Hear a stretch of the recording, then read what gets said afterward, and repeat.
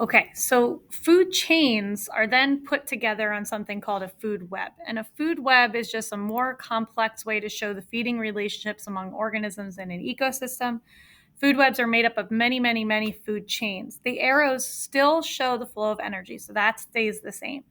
Tomorrow, you're going to be working on drawing your own food webs from a specific ecosystem, and you're going to be identifying all the different food chains within that food web. Okay, so we'll get a closer look at food webs tomorrow. Global food webs are also important. So, this is the idea that all food webs all over the globe are interconnected.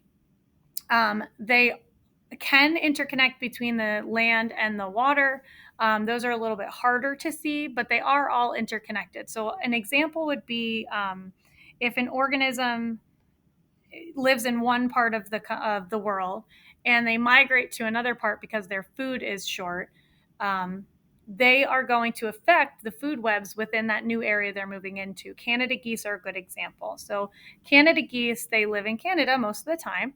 And then in this time of year, in the winter, they migrate down south because they run out of food up there. It gets too cold and the food gets scarce. They run out of food. So, they migrate down to our area and either a little bit further south. Um, when they do that, they do definitely disrupt the food webs in our area. So that's an example of how global food webs are all interconnected. Okay, so just a reminder, your note sheet needs to be filled in.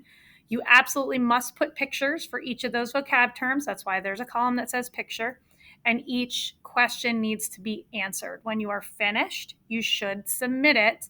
And whoever is covering should go over the answers with you. If they don't have time to do that, we'll go over them tomorrow. Just make sure you get it submitted.